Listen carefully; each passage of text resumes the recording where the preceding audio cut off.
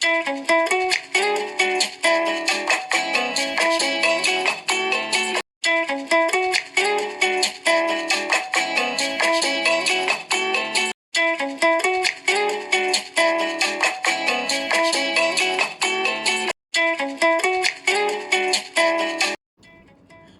உறவுகளே, இன்றைக்கி நம்மளோட கிராண்ட் ஆஃபல் ரெசிப்பியில் ரொம்ப சூப்பரான எக் பெப்பர் ரோஸ்ட் எப்படி செய்கிறதுன்னு பார்க்கலாம். பேனில் 2 டேபிள் ஸ்பூன் மிளகு, 1 டேபிள் ஸ்பூன் சோம்பு, 2 பீஸ் பட்டை, 4 கிராம்பு சேர்த்து தீயை குறைவாக வச்சு மணம் வர வரைக்கும் வறுத்துக்கலாம்.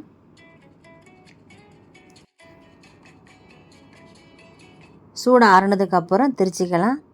கடாயில் 2 டேபிள் ஸ்பூன் எண்ணெய் ஊற்றிடலாம். 1/2 டீஸ்பூன் மஞ்சள் தூள், 1/2 டீஸ்பூன் மிளகுத்தூள், கொஞ்சமாக உப்பு சேர்த்து கலந்து விட்டுறலாம்.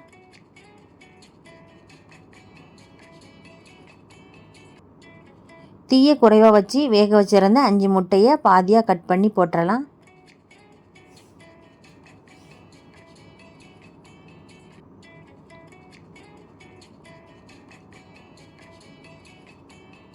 ரெண்டுலேருந்து 3 நிமிஷத்துக்கு அப்புறம் மெதுவாக பரட்டி போட்டுறலாம்.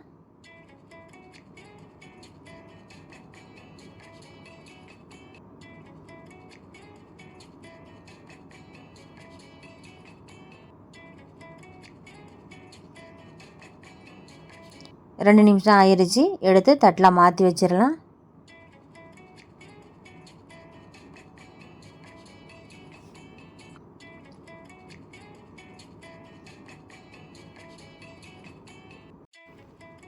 அதே கடாயில் 2 டேபிள் ஸ்பூன் எண்ணெய் ஊற்றிடலாம். எண்ணெய் சூடானதும் பொடியை நறுக்கின ஒரு பெரிய வெங்காயம் 150 கிராம் சேர்த்து வதக்கிக்கலாம்.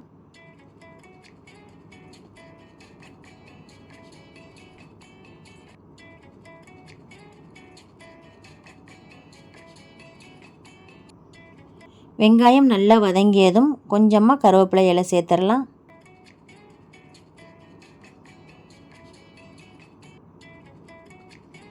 அரை டேபிள் ஸ்பூன் இஞ்சி பூண்டு பேஸ்ட் சேர்த்து பச்சை வாசனை போகிற வரைக்கும் வதக்கிக்கலாம்.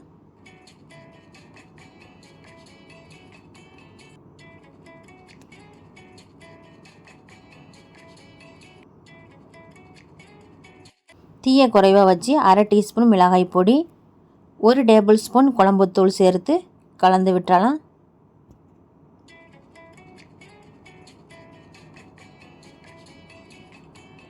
வறுத்து திரித்து வச்சுருந்த மசாலாவை சேர்த்துடலாம்.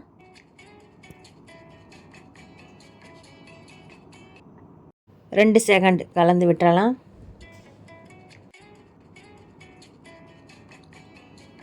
மீடியம் சைஸ் தக்காளி 2 100 கிராம் சேர்த்து கலந்து விட்டுறலாம்.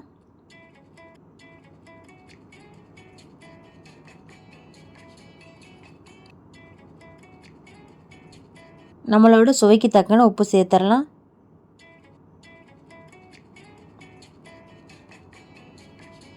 தீயை குறைவாக வச்சு 2 நிமிஷம் மூடிடலாம். தக்காளி வேகட்டும்.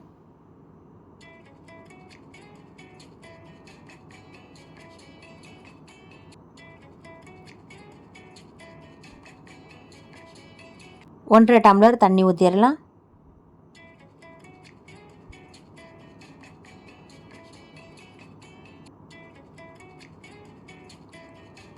தீயை மீடியமாக வச்சு 15 நிமிஷம் வேக வச்சிடலாம்.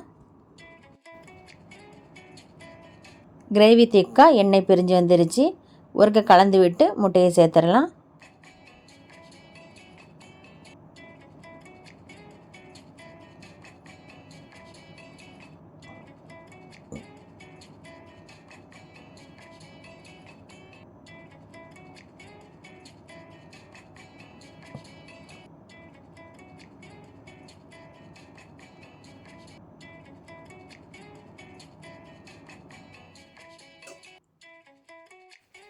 நாலுலேருந்து 5 நிமிஷம் வரை மூடி போட்டுறலாம்.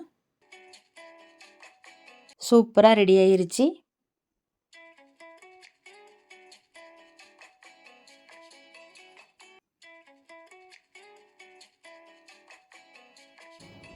கொஞ்சமாக கொத்தமல்லி இலை தூவி அடுப்பை ஆஃப் பண்ணிடலாம்.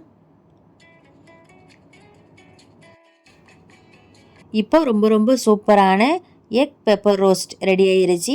இதே மாதிரி கண்டிப்பாக நீங்களும் செஞ்சு பாருங்கள். இந்த வீடியோ உங்களுக்கு பிடிச்சிருந்தா லைக் பண்ணுங்கள், ஷேர் பண்ணுங்கள். நம்மளோட கிராண்ட் நாவல் ரெசிபிக்கு சப்ஸ்கிரைப் பண்ணுங்கள். நன்றி.